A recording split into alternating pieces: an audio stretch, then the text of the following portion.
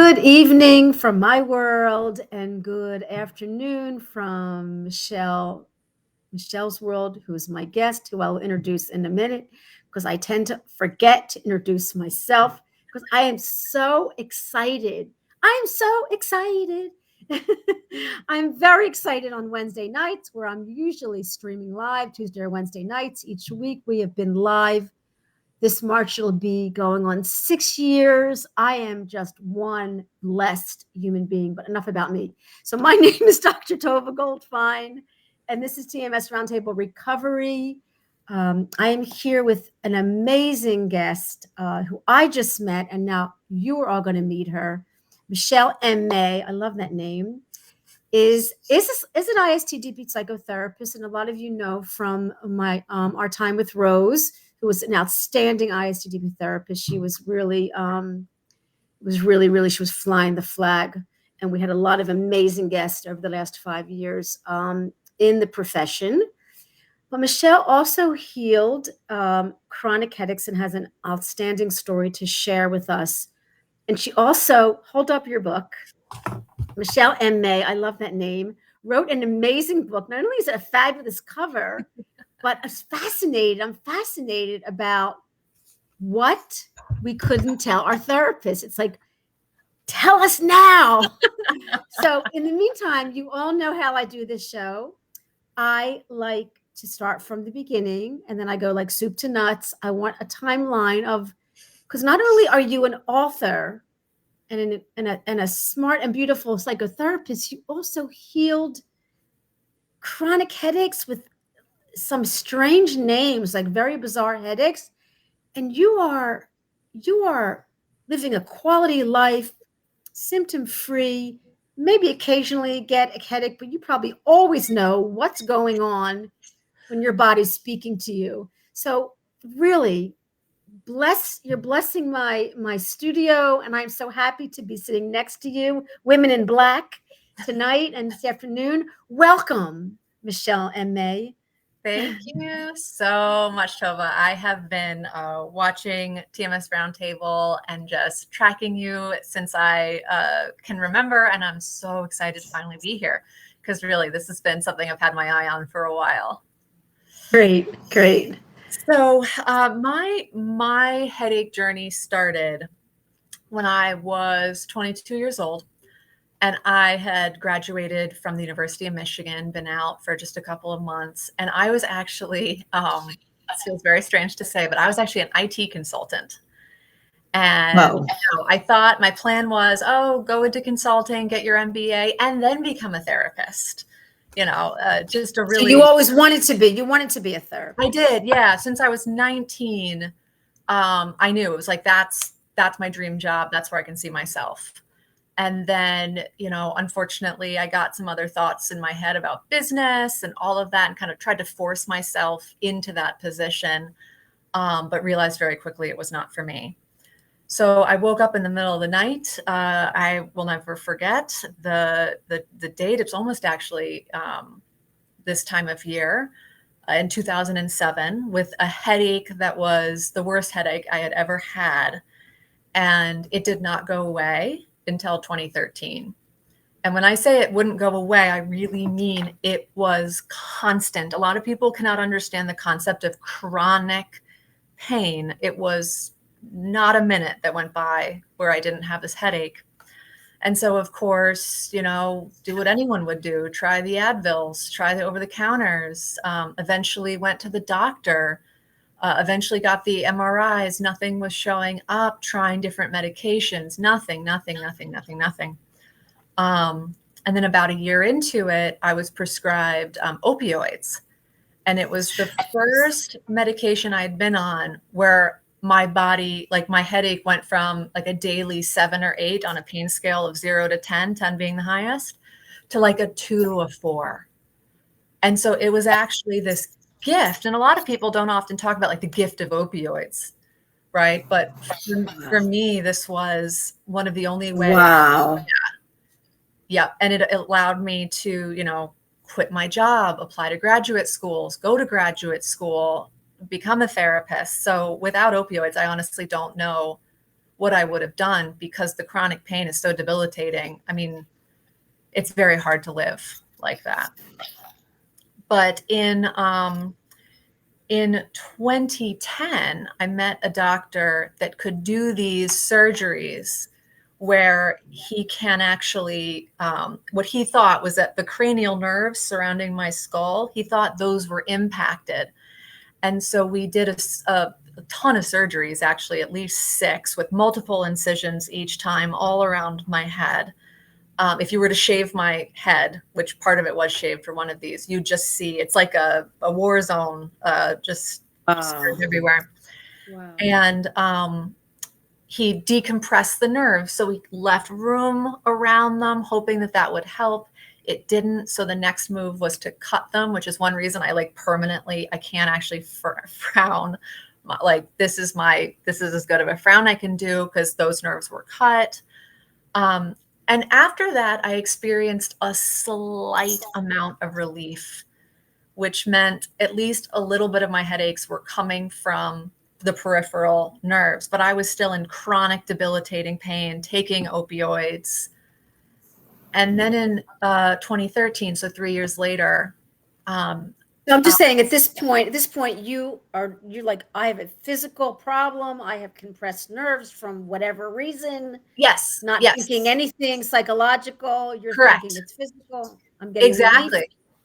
Yeah. And really, and the doctor really did find, like, oh, this nerve was growing directly into the bone. Oh, this nerve was bisected so there were like real physical things found that were fixed. And that was likely why my headache went down, like it just like a little bit, but really not. I remember telling that doctor at the end, I'm like, listen, if this is all you can do, I'm still not even close to living a normal life. And I thought all hope was lost. And then I, in the process of trying to figure out what was wrong with me, I had so many different procedures. And one of the tests that I had gotten found that I had a very small unruptured aneurysm in my brain. And so in my routine checkups to make sure that it wasn't growing, the neurosurgeon looked at my scans and he was like, oh, Michelle, I know why you're having chronic headaches. And I'll never forget, he points out his finger towards that computer screen and he goes, your cerebellum, which is that part of the back of your brain, is coming out of the bottom of your skull in what's called a Chiari malformation. And a lot of people have Chiaris and they're asymptomatic, but he said, I'll get you in for brain surgery in the next 4 days. And I, of course, at this point was like, not hopeful. Just like I had been told so many times, oh, it's this, it's that. I had been through so many surgeries. I was like, well, I'll give it a shot. And so they shaved half of my head, huge incision up the back of my head, fixed it so that it had more room to breathe, and it didn't help. And then a month later, I woke up and I had this huge bulge on the back of my neck because my cerebrospinal fluid had leaked out of the surgical area. And so they had to rush me back in for another surgery. And that's when, after that surgery, my headaches fell massively and they were no longer chronic. And it was a complete game changer. And so I thought, So the surgery was an answer for you, but and they tell you, you're going to get refractory headaches. So if you still get some headaches from time to time, that's normal after this surgery. You've had a ton of head trauma now, blah, blah, blah. And so after the surgery, I would probably get about, I would get headaches anywhere from 3 to 6 days a week, not constant, which was a massive improvement from constant. And at this point, after about 2 years after my brain surgeries, I went in for intensive psychotherapy as an ISTDP patient, intensive short-term dynamic psychotherapy. Because of you're thinking there's a connection? Nope. No. I was like, I want to be an ISTDP therapist, so I just want to learn about myself. All of that head stuff is behind me. Sure, I still take opioids every now and then, but I have to because they're the only thing that works. Don't even worry about it. Like, that was my attitude about the head stuff at that point. And then as we worked through my stuff, it became more and more obvious that the remainder of my head pain was about suppressed emotions. It was mind-boggling because I was like, no, I'm a therapist. I'm trained in this. I would know. I get it. And I was wrong. I had to see the data to believe it in therapy that, wow, when I hold back my sadness, my head hurts. Wow, when I hold back my rage, my head hurts. And letting it through relieves my headaches. Wow. It was, yeah, it was absolutely an incredible discovery. So really my headaches were caused by multiple things. One of the biggest being the actual Chiari malformation in the back of my brain, but still the emotional repression was a massive component of my headaches as well. Right. Like what at some point, why did all of a sudden, when you were in transition with your career and IT, and what kind of anxiety was creating inflammatory reactions? What were you living in fight and flight? What was the straw that broke the camel's back? Exactly. This is a question I ask all the time because at that time in my life, right, a 22-year-old, I'm like, I'm not anxious.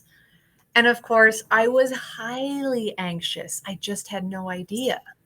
I had no clue, right? Perfectionism was lauded, right? Overworking, all of these things that make our body tense and sick, right, was just normal and in fact praised. And so I would imagine my understanding to this day is that the straw that broke the camel's back was that I had just graduated from college. My relationship I wasn't satisfied with. I hated my job and had no idea what I was doing. I was terrified of disappointing my father and telling him I didn't want to be a business person. And I had no clue I was even allowed to think or feel any of those ways. So who was Michelle and May? Just a ghost at that point. Just an absolute ghost at that point. Yeah. Yeah. So I really credit, there's so many different things that healed me. One was a absolute, I'm not giving up. And another was having to be open-minded enough to consider multiple causes for my headache and to consider that processes that I wasn't aware of were controlling me. That's a very humbling thing. We don't like to think that things that are outside of our awareness are making big impacts on us. We want to think we control everything. We pull all the strings, but we don't, not consciously. Oh. So profound. No, profound because yeah. Your story is your story. It's your story, and I'm sure you're owning up to it. So you're in counseling for opening up and understanding about yourself, and still not really connecting about the repressed emotions. And then you learn through the ISTDP process, which I'll never forget. It was this amazing therapist who taught me. I was probably my favorite show, with one of these older gentlemen who knew Davin Liu. And he said on the show, ICDP is the kind of therapy that helps you make your unconscious mind conscious. And I'll never forget that. Because when people can bridge that gap, they know there's the meta. They know what's going on. There's no surprises. There's enormous humbling, enormous awareness, enormous acceptance. And so I imagine ICDP is this intensive way to bridge that and help people move from parasympathetic to sympathetic, move from conscious to conscious, and not be a ghost to themselves. And Exactly. I always tell this story about Michael Galinsky, who they were supposed to name the movie All the Rage, All the Acceptance. but they didn't think it was going to sell in the box office, because it really is about accepting. And you said in this first 20 minutes of the broadcast, you said that you really didn't know yourself. Like, you knew yourself, but then who were you? And people were like, oh, that's new age, doc. That's new age stuff. That's not my pain. I'm like, the bottom line and the root, that is your healing. That is the problem. That is the solution. So tell us more about how you came to your solution and how your book came apart. Yes. So my aha, you mean like my aha moment where I really finally Yeah, realized? like you're in therapy. I picture you're in therapy. You're like uncovering, you're unpeeling layers of Michelle M. And you're learning about you with humility, and you're shedding a few tears, but as you become closer to you, and then you realize there's deeper emotions that you were repressing. And were you getting more or less headaches at the time? And then tell us and how the book came into the picture. Yeah, so it started with, so I, after the Chiari surgery, my use of opioids plummeted. I was just using it enough to kind of take care of these little headaches that I would get. And in my ISTDP therapy, we were working on all sorts of other stuff. We weren't talking about the opioids. We weren't talking about the headaches. We were talking about childhood stuff and the way I was relating in the moment.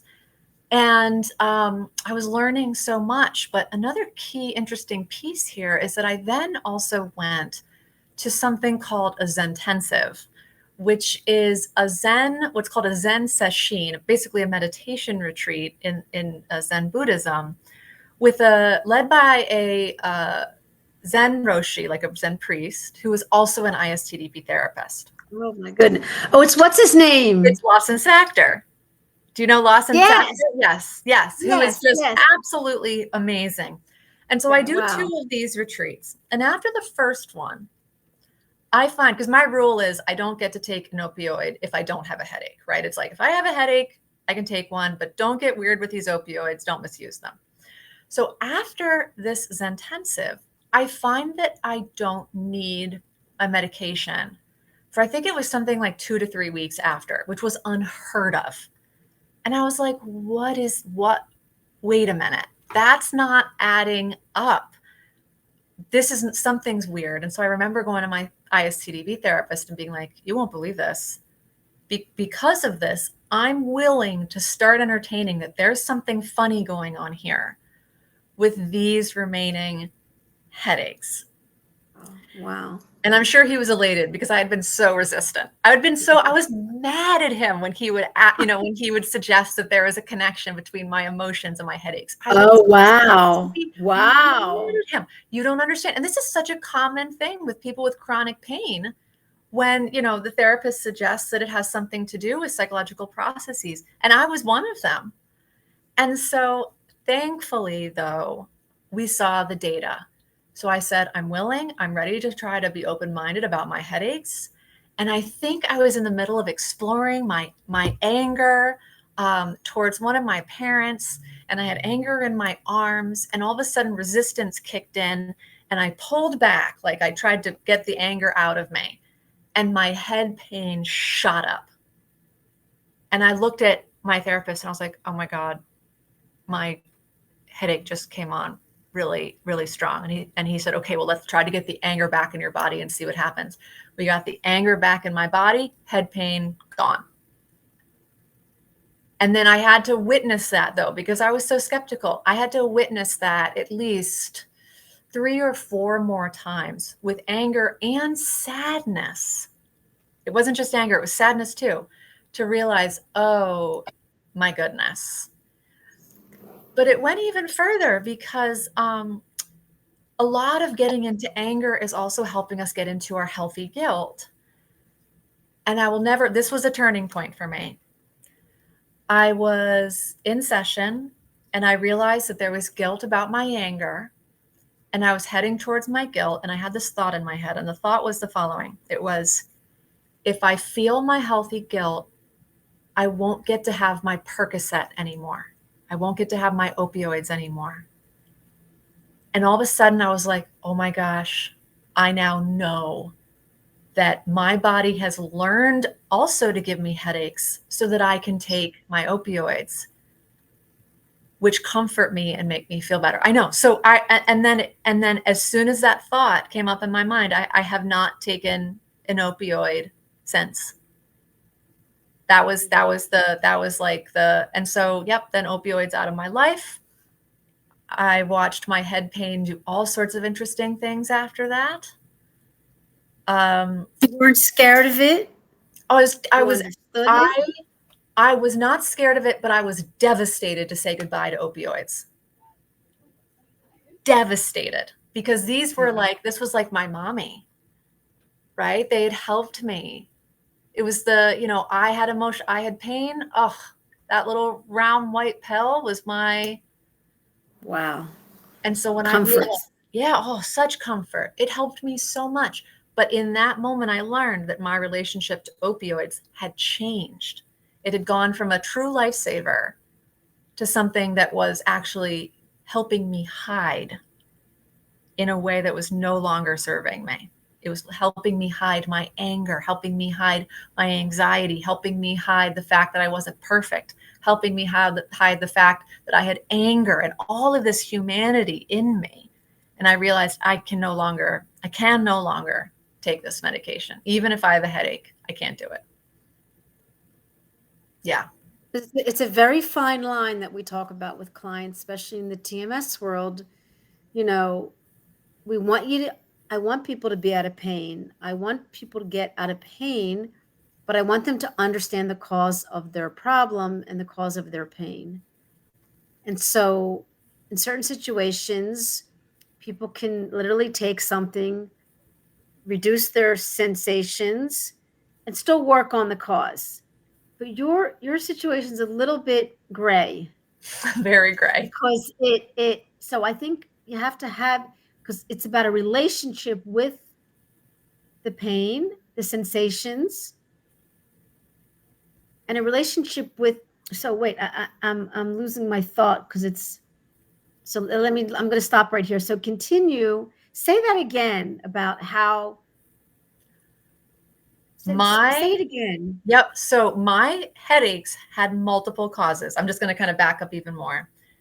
The structural problem of the Chiari, some nerve issues around it, but the bigger stuff later was the fact that I was suppressing my emotions and that my body had learned to give me a headache so that I could take my medication, my pain medication. Is that the part you wanted me to repeat? The last part? Yeah. It had learned headache equals relief, because those pills, I stopped getting high like so soon. So the highness wasn't a part of it, right? It wasn't like I was high for the 9 years I was taking them, but it would reduce my pain and my body would relax. Wow. So it was also like an anti-anxiety. Right. Of course. Yep. So I had to face that. I had to help my emotions come through. I had to learn that my headache is there to distract me from my emotions. Bless you. Bless you. And there were some other elements, right? Like with some other types of neuroplastic pain where if I went into a doctor's office later, I would get a headache. And I realized, oh, that's just a learned pain pathway. And I have to undo that as well. So there were so many different things going on at once. Yeah. Wow. Yeah. And you're living inside of it. And that's why you have the power to understand and separate and compartmentalize, exactly what was going on, when, how, and what you were feeling. And this is, if we leave some insights with the listeners, there's some people listening, and so welcome to the broadcast. But let me see if this makes sense so I can get some clarity. If we know, okay, the sensation is telling us there's something going on. The sensation is a sign of what we're feeling, and it's reflecting itself physically. So if we can stop for a minute and sort of understand what's the meaning, like, why do I have this sensation? Like, I'll always say, like, what could be going on? And if nothing's going on, that's okay too. Nothing is something going on. I don't know what's going on, is I don't know. But then what if you knew that there was a deeper emotion, a deeper core emotion driving, and this is Rose's words, driving that sensation, and then you would understand what's going on. So you would always be in the know, even if it was you couldn't get rid of the sensation. You would understand, well, I'm feeling some anger, and maybe I thought that I was over it, but so the sensation is telling you it's a sign, it's a reflection, it's speaking to you, it's your body speaking to you. And isn't the goal that we want to be able to just be with our emotions and know when we're scared and fearful and sad, and we don't really need the pain? We just hang out. Like, I have coffee with my anger. I go to the gym with my sadness. Yes. Yes. And that brings up another kind of important point, which is that if we were paid more attention to as children, if we were physically ill or in pain, than if we had emotions like anger or sadness, that's another thing that our body can learn to do. Ooh, I'm going to get a headache because that got me more attention and love, then get angry. So yes, exactly right. All these sensations in our body are telling us something's going on, but it doesn't mean something is wrong. For example, with neuroplastic pain, if I get a pain, I had neuroplastic pain in my hips a little bit ago. And this is when I read the book, The Way Out by Alan Gordon. Fabulous, fabulous book. And so this is a little bit different from ISTDP, of course. But I had hip pain and I was like, oh no, what's wrong now? La, la, la. And I read that book and I learned to say, hey, this pain, nothing is wrong. But my body thinks something's wrong. Okay, I can honor that my body thinks there's something wrong without it being wrong. And I can learn to diminish those alarm bells and retrain it. So, but either way, to your point, we're learning how to sit down with ourselves and turn off the alarm bells and feel who we really are in all of our deepest humanity. Taking whatever is in the dark and bringing it out into the light is what can really help these pain symptoms that so many of us deal with, even if they're caused by multiple different things. And I think what we're saying, because your situation was something structural, but again, not everybody has physical symptoms from the same structural problem you had. So it was your baby, it was your karma. But we're saying that the emotional component is just as big. Yeah. And we're at a point of saying, and I think your story represents this, some people have to make a decision. Do they want their pain, or do they want to hang out with the emotions, which is maybe just hard? And Dr. Hanscom says that we're not built, our brains and body are not built like for mental, how does he say it? It's like we can handle physical pain much more than mental pain. Yes, and a lot of people will choose physical pain over emotional pain, right? They've done tons of studies on that. Yeah. It exactly. And so I believe you also asked how the book came about. Should I circle? Yeah, tell us now. Tell us now about the book. Okay, so there's a little bit of a spoiler here, but it's not too bad. So hold up the book again. Yes. So I love the cover. Thank you. So what I couldn't tell my therapist, was actually the second book I wrote, because the first book that I wrote was just written by my defense mechanisms. And so still important part of us. So important. Yeah. So I was in therapy with a therapist who specialized in trauma, not necessarily attachment trauma, but I was there because I discovered that I was sitting on a ton of medical trauma from all of my procedures. And Wow. so I realized, I needed different types of therapy to help me heal in different types of ways for all these different types of wounds. And so I was sitting with my trauma therapist, and she said to me at the end of one of our sessions, she said, "You should write a book." And I said, "You say that. You say that to everybody. Everybody has a story." And she was like, "No, I don't." And and nobody also has yours. And so I started to think about it, and I requested all of my medical records. So I sat there at the end with like a stack of medical records from everything, and I went through all of them because I thought I was going to tell the story of my headaches. And then I finished it and I read through it, and I'm like, A, nobody wants to read this. And B, this was written by my defense mechanisms. I'm leaving out so much in this book. And that's what made me sick. What made me sick was hiding my emotions, hiding my experiences, keeping secrets. This is what made me sick.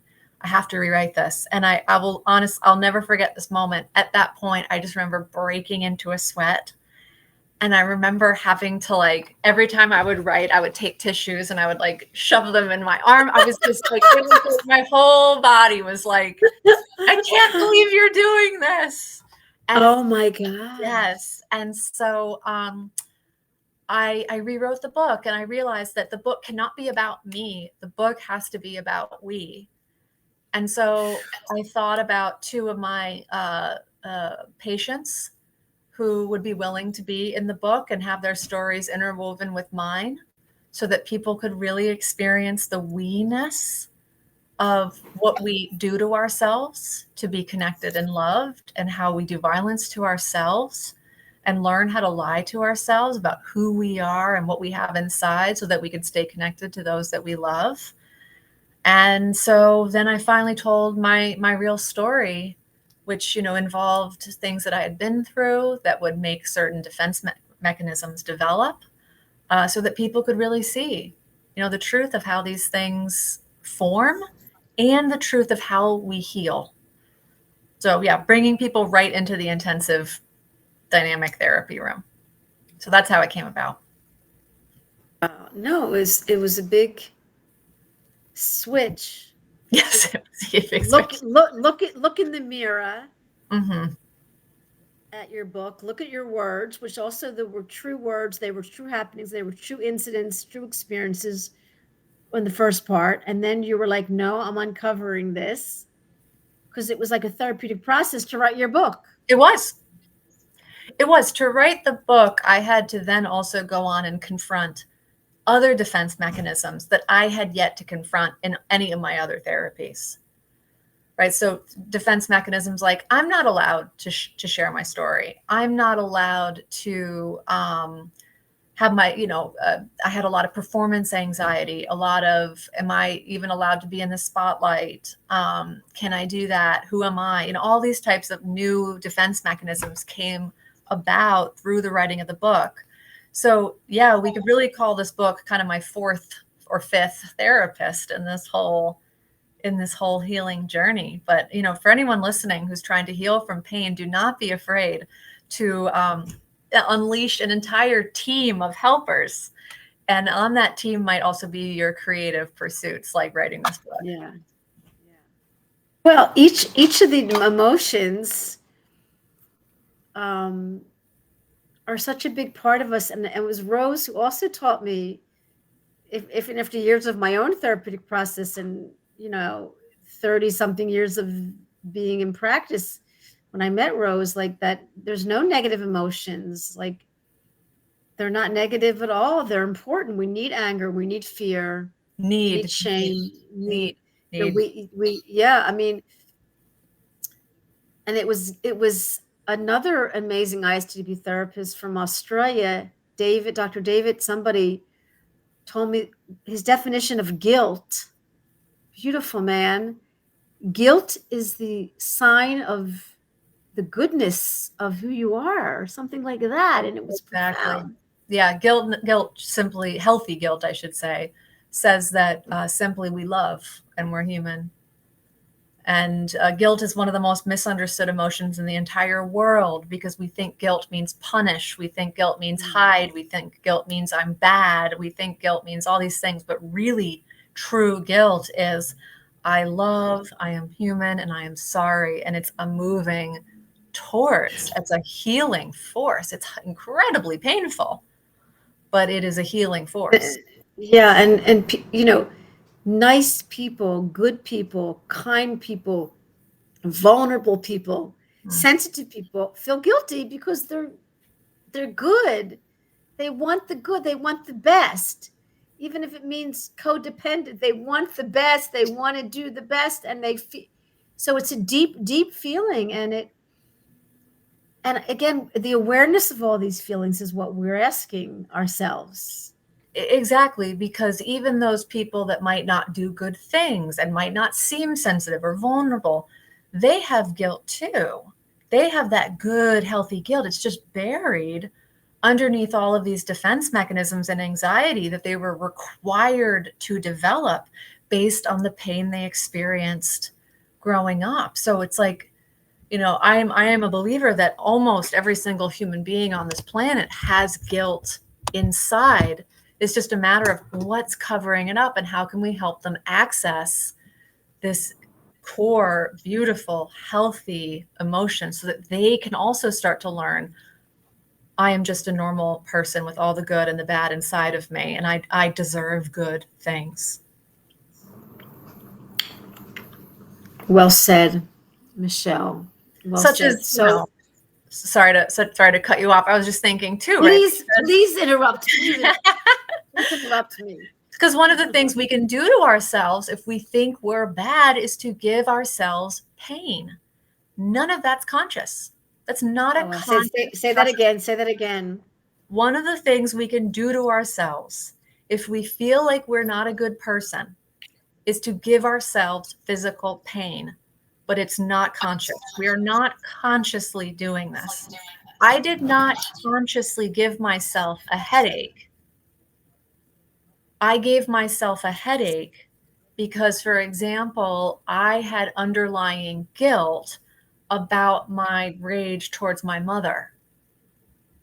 I was punishing myself because I hadn't let myself face that anger and that guilt.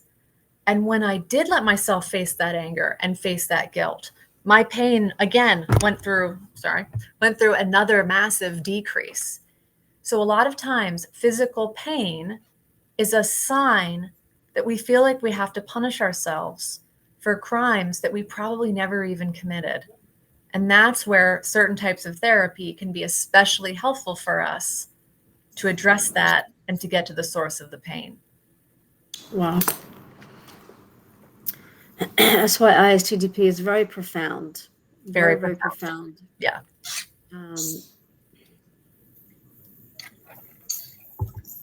Tell us more about the book.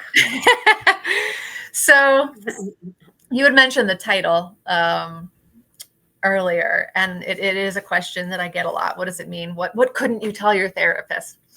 And there's several meanings to this. I mentioned earlier that I was a 22-year-old woman whose life had actually been tossed upside down, but I didn't even know it because my defenses kept it from me. So I couldn't tell my therapist how I was really feeling and what was really going on in my life at the time because I had labeled it not important. So this is one of the places that this title comes from. What I couldn't tell my therapist refers to what we can't tell our therapist because our defense mechanisms and anxiety block that wisdom. So that's one meaning of the book, and the book title. The second meaning of the book title is the fact that what I can't tell my therapist can be demonstrated through certain unconscious signals and defenses that with the proper training, therapists can actually listen to and take in. And so, it's an underlying call to therapists to get more training that can help them speak to their clients in an even deeper way. And then the third meaning is a little bit more direct. in the book, in both of my chapters and Emma's chapters, we both struggle with what we're allowed to tell because we feel like we're betraying our families. Wow. Am I allowed to have this memory that my mother doesn't like me remembering or doesn't think even happened? You know, what I couldn't tell my therapist refers to all the things we might feel like make us bad if we were to share it with them. So the title packs a punch of several different meanings. Yeah. And it was the last thing to come together too. I had no title for the 5 years that I worked on this. No title like it would be the title. And this really came together like at the last second. Just so many, it brings up so many different, I mean, look, we're talking about relationships. We're talking about relationship with your feelings, relationship with your body, relationship with pain, relationship with how you are with pain. Like, the guy who, gets a nail in his boot and he screams and screams. And there's no nail, it's between his legs, and the other one gets a nail in his teeth and doesn't even feel it. It's so, and we usually develop a relationship with pain in our childhood. My mother didn't have a thermometer in the house. And so I didn't think she cared about me. She didn't use a thermometer. She must have not cared about me. Wow. And so how do we interpret? But the other part is this relationship with our conscious mind, our unconscious mind, relationship with our brain. Like, we don't really know what like, I think we should all be taught what a brain is. We should be taught what a sympathetic nervous system. We should be taught about we should be taught. I mean, I just learned that the body is the unconscious mind. I mean, that's the theory that I adhere to. And we should be all taught quantum physics. We should be all taught what a thought is. I mean, this is really basic human nature to survive in this world. And we should not be taught that there's a separation between mind and body. I mean, this is one of the worst things that we can be taught, in my opinion, that this separation has done so much harm to us, because really it's all the same thing. I think it's good to talk about the difference between the prefrontal cortex, right, and say the limbic system and how it affects the body. But when we really have this differentiation of mind and body, we end up having hierarchies of mind good, body bad, mind pay attention to, body ignore, mind override body override mind. I mean, it's very complicated, even though sometimes some of those concepts are helpful. Like, for example, in pain reprocessing therapy, right, a la Alan Gordon, where, the mind really can override body sensations, but really it's actually overriding brain signals and brain inputs. So pain is such a complicated subject because of all these causes, whether it's, neuroplasticity, unconsciously punishing ourselves, holding back emotions, structural issues. It's just such a tough subject that people deserve a lot of patience to deal with, because our whole medical system is so divided and not connected. And so that's one of the things that makes it the most difficult, is that we're not all talking to each other and sharing all of our information. Oh, and we also all have, a lot of doctors and therapists, and I'm aware when I'm really conscientious that I have an agenda, and I try to really be careful with clients and students about my agenda. And I always try to preface it with, like, in my opinion, or this is my experience, but you need to have 3 consultations and, decide. Because I think what we're also saying here about the therapy relationship with the therapist is that one needs to feel safe. Yes. Really, really safe. And this is really important. And in order for you to get the most benefit and to do the work, because you're doing the work. Therapist is the vehicle, is is the conduit. Yeah. I mean, Yeah. well, And that element of safety is so interesting too, because yes, like you have to feel safe with who you're working with, but there's kind of different levels of safety. There's, do you consciously feel safe with this person, right? That's a must. But unconsciously, we might not feel safe at all. And that's almost always a given in therapy, right? Especially when we're trying to heal these attachment wounds. Consciously, I like you, I feel safe with you, you don't do anything obvious that threatens me. But unconsciously, I have a headache in your presence, I'm dizzy in your presence, I have back pain.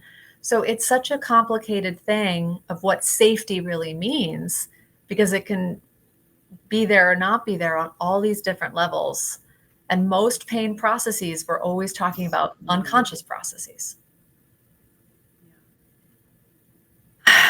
it's such a beautiful topic. It's such a big, wide.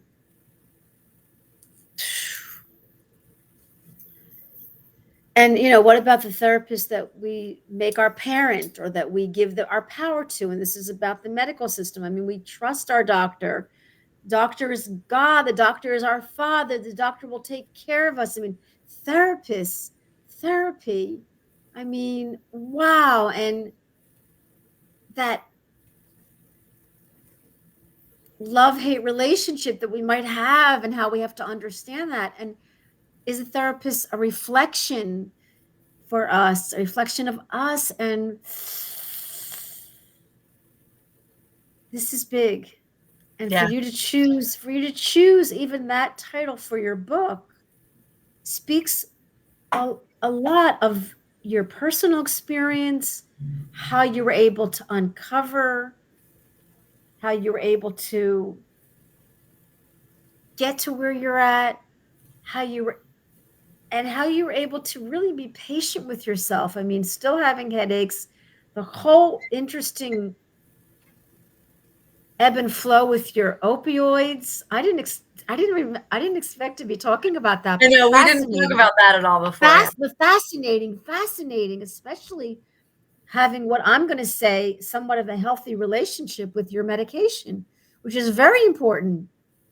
I mean, I didn't realize this. I'm meeting people.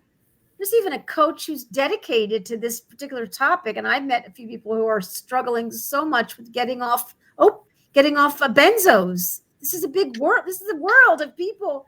And because what's happening is they're full of anxiety and full of trauma and full of guilt and full of anger and full of, they're just in a merry-go-round of, and they can't get off it. Yes. And it's devastating for some of these people. And the doctors are not helping them. I mean, every single time I went to the doctor to ask for a refill, I would and this was before the opioid epidemic got huge, I was terrified they'd say, no, no more. And I was always very careful to not abuse the medication. And just for anyone who's listening that doesn't know what that means, it means like you're using it off the doctor's label, like off the doctor's suggestion. And so I remember feeling so grateful when they kept prescribing me it, because it really was the thing that helped. And I hold the opinion that it is nothing short of cruel to take away people's pain medication if they're using it appropriately and you have not addressed the source of the pain. So if my first therapist, my ICDP therapist, had said, oh, you need to get off that, I wouldn't have been helped. Part of what really helped me was that he went at my pace and we addressed the reasons I was taking the medication, so that I'm the one that could eventually choose to come off of them. And it's actually the same thing in the case of Walter in my book. He came in with an addiction to cannabis. Wow. And and he did not want to talk about it. He didn't want to work on it. And I said, well, as long as you're not high during session or getting high right before session, fine. And we did the exact same thing. We addressed the reasons for him wanting to constantly detach from life, and waited for him to eventually say, I'm ready. This is what I want. So we cannot be just taking away people's medications without addressing and I treating know. the reason for the Yeah. dependency or the relationship with that medication. And just for the record, I mean, we're not here to say yay or nay to medication. We Correct. both agree that it's necessary, and we're never in a position to tell you what to do. Right. But I fully believe, and I've seen this over and over again in my career in the last 5 years of the broadcast and meeting people from all over and from healing so many conditions from A to Z. And what they were was their own medicine. They were their opioids. They were their benzo. They were their anti-anxiety. They Exactly. were their antidepressant. And Yes. we learn in chiropractic school that you are a pharmacy inside. You are a whole pharmacy of complete endorphin to oxytocin to prolactin to cannabis to opioid to heroin. And guess what activates that? Yes, we all know about the vagus nerve, but what activates that is a deep breath, exhaling. It's like an inhale and an exhale, which, does this activation of the vagus nerve and affects all the organs. But this deep, deep diaphragmatic exhale activates this sort of what I call this pharmacy. And, we learned this in chiropractic school about your innate intelligence. And here I am, 40 years later, talking about this incredible medicine that you have, like the placebo. And then, my colleague, Rebecca, who healed chronic fatigue, Rebecca, she spoke at the PBDA Association. She had a very interesting with chronic fatigue and something else, blanking on her name, Rebecca. Her program is called Be Your Own Medicine. Oh, I love that. And my business card says, find the doctor and therapist in you. We're really just pipelines for the water. We're just like, here, we're just this, you got to do this. When the student is ready, the teacher will come. And when the student is really ready, they don't need us. It's really something me and you have to realize. Yes, yes. Yes, I have a line in my book is, oh my God, like I am now the opioid. And yeah, I love it. In that moment where I realized letting anger up made my headache go away, or crying with abandon, with no shaming, with no holding back, made my headache go away. So yes, it was an incredibly powerful moment when I realized I am the opioid. Or there was another moment. It was right after I told my husband, I decided I'm done with opioids. I'm not taking them anymore. I'm going to do this experiment. I think my headaches will actually go away if I stop taking them. And he was so concerned. He was like, oh, are you sure? And I was like, yes. And I said, okay, well, if it makes you feel better, if I get a massive headache episode, I'll take it. And at this point, I was getting headache episodes like really, really, really rarely. And, where it was so bad I couldn't move, kind of thing. And of course, what happened is I wake up the next morning with an episode. And I was like, I know what you're doing, pain. You tricky little. Right? And so that was another way I learned to also deal with pain, was to go, I see what you're doing. Yeah. You are making me think that I need this opioid. You're making me think that I can't handle this. My husband and I sat on the edge of the bed and like, we talked to my pain like that. We were like, you're not getting, like yelling at it, like you're getting an opioid. And within an hour, my headache was gone with no medication, all the way from like a 9 out of 10. I love it. Love it. Yep. I love it. And Howard Stern would say, I would laugh at my pain. Yeah. In the John Stern movie, I would laugh at my pain. And Dr. Schubiner talks about in his book, Unlearn Your Pain. Yes. How we can talk to our brain and say, okay, enough now. I get it. I'm not bullying you, but I get what you're doing. I understand. It's like provocative. Like It's Yes. okay. I get it. You can Yeah. do what you need to do. I Yes. can handle it. And Sarno would have like flat out shouting, I believe, right? Like just flat out shouting. So yes, yes. So there's so Wow. many different ways we can find relief from our pain. We just have to Michelle, be open-minded. Dr. Michelle, you're such an amazing love doctor. I want to answer a question. Can you see it on the right-hand side? Yeah, how to tolerate itching in TMS. Yeah. Yes. About that. So my understanding of itching, and again, always important to get a medical rule out, make sure nothing else is going on. But my understanding of itching is that it's a certain type of anxiety that is often called smooth muscle anxiety or involuntary muscle anxiety. And so it just means that, yes, we have something emotional going on inside of us that is causing us to be anxious. So obviously in TMS, we're always trying to understand, what is this symptom trying to distract me from? That's one of our main questions. I don't know if Tovah, you'd put it differently, but so if you notice the itching, I mean, it's not going to hurt you to scratch, of course, but we want to ask ourselves, what's happening underneath this anxiety? What emotional life am I not aware of? And of course, those emotions are unconscious in that moment. So we have to sometimes go a little bit, we have to dig a little bit and say, well, what have I written off that's happened to me today? Or what have I written off that's happened to me this week? What did I say was not a big deal that actually might be? Oh, well, I had that conversation with my mother, but it was no big deal. Oh, well, she did insult me in X, Y, and Z way. So sometimes, like Tovah, you were saying before, we really have to sit down with ourselves and have a respectful and curious and patient conversation to figure out what our symptoms might be trying to distract ourselves from. Beautiful answer. And it's funny how the guest, he's asking how to tolerate. So that word tolerate. Yeah, I mean, the good news is if you can figure out the underlying answer, one does not have to tolerate. Good. That's what I want you to say. So we don't want you to manage pain that stinks. Tolerate pain. We want you to.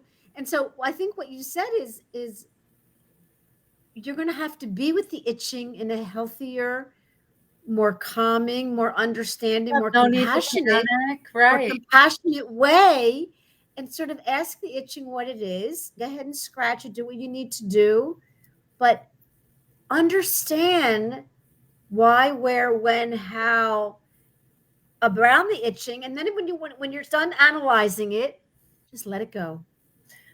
Just itch it and move on. Mm-hmm. Yep. Don't get hyper focused. Don't get that can really make the problem worse. Yeah. Sometimes we can't find an emotional truth underneath things, and trying to find an emotional truth is often not going to make it better either. So that's another way to handle this, is to just okay and move on. Yeah, I think that's where we have to come to terms with, talking about our pain. Like Dr. Hanscom, I study with him each week, and we talk a lot about, he doesn't let any of his clients in his class, and he's got a couple of Zoom classes, he doesn't let them talk about their symptoms. And so I mentioned it because, except with a therapist. So part of these Facebook pages are so wonderful, and people are so supported and so loved and embraced. But part of it is we have to be aware of what we're doing and how it's serving us to talk about it. So we have to be aware of our wording, tolerating itching. And so I want to say to the listeners, I've been itching. I have an itchy back every morning. I can't remember how long. I remember when it started. And wake up and it's there. And I take my hairbrush and I brush it. And sometimes I'll take a scissors and it really feels good. And other times of the days or weeks, I have more itching and I know exactly. Now, again, I like to find out what's going on, like what my symptom is and what's going on. I like to have a reason. And then I can immediately go into like what's going on and what am I feeling, and that helps me with the evidence that it's not physical, it's temporary, it will go away. That's a little bit of a method. But the fact is, I have itching mostly every day, but I let it be. Like I don't stop and be like, this is a problem. This is an issue. Let me go search it on Facebook. Like you can do that, but it's not dangerous. It's just your body speaking, and the skin, as I say always, is the first defense. So the skin is like a beautiful level of protection, and it will expose you and protect you. And so be aware of things from your skin, and itching is the skin. But part of us, it is about a letting go. And I like to say that. And what do you think about this to our listener? What do you think about having control by letting go? Isn't the ultimate form of control letting go? Isn't that you can control by letting go? It's an interesting play on words. Yes, and it takes an immense amount of bravery and courage to experiment enough with that to find out that it's true. Because who's going to believe you? Right? You must really be able to do this truly in order to find out that it's true. And of course, every now and then it's not true, but yes, that's true in so many cases. Wow. So any other questions out there from our listeners? I'm so happy that you joined the live show. This will be uploaded to the YouTube channel by tomorrow. And I could not have asked for a more wonderful hour full of just rich and well-spoken, such a good hold on. And ICP is not, it can be very complicated. I told you I got a little intimidated when I met some of your colleagues. Well, I've been working very hard to boil it down to because this book is not actually meant for therapists, even though they will get massive value from it. It really is for everyone to try to enter into that world. Yeah, and so you've really brought it down to really make me feel so connected to what's been stated, and to really feel like people are going to take home some, what I call take home tools and methods. And in honor of Rose, she would say, don't use the word tools. We're not broken. And yet we relate to the word tools, psychological tools. Yeah. So in closing, what would you like to say to the listeners that will hear this right now and that will hear it on the YouTube channel and maybe reach out to you? And please, Michelle M. May, I love your name. Michelle M. May is on Facebook. She's on Instagram. She is, she will answer any questions on the YouTube if you reach out. I will connect you to her, but you can reach out to her directly. Her book is on Amazon. But you've said so many wonderful things. What would you like to leave listeners with in a way that they can go home tonight and feel confident and believe and have trust and belief that their body is not punishing them, but it's protecting them? So how could we help so many people that are struggling? Yeah, I'm thinking about the people that are watching either live or later are either those that are deep in their pain and their confusion, or those who are trying to help those that are. And one thing I have to say is, it is one of the hardest things as a clinician to understand. In my case, I had all of these different causes, and that's very common. And so do not give up trying to get help and trying to get clarity on what's going on. And in my case, I was very humbled by my unconscious mind. So if you allow yourself to be aware that the puppet strings of your pain are not being consciously pulled on by you, but are unconsciously being pulled on by you, your path to healing will get much shorter.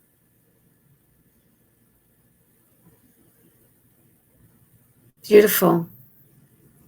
So, in honor of awareness, being able to self-reflect, Mm-hmm. to go deeper, to go into that place that looks dark and scary, but it really is just Yes, head into the dark. Head into the dark. because light is right there. The light, yeah, yes, exactly. Like Leonard Cohen, we need to see the cracks Oh, yeah. in order to. So I'm thrilled, and I never say goodbye. I just say like, let's meet again in a few Let's meet months and again. Yes. pick up where we left off. Yes, I would be so Um, happy to be here again. I so appreciate you having me on. Like I said, I've been watching this for a while. oh my gosh, oh my gosh, it's really, really. Um, anyway, good luck to you. I know you're off to various conferences, and I love how you're promoting your book in the most humble way and talking about what people are saying. And Howard Schubiner has read the book and written on it, and Alan Gordon has read the book, and I think it'd be a wonderful book for our listeners. I'm excited to share it, and I'm so happy that you're friends with your headaches Thank and you. there's no more conflict. I'm so happy that the conflict is gone and that there's peace inside and outside. Thank you. Thank you. Thank you so much. I so Oh, appreciate being here, and I appreciate you so much. yeah. Have a wonderful rest of the day. You as well, and thanks for who joined us. Blessings. Okay, 1 second.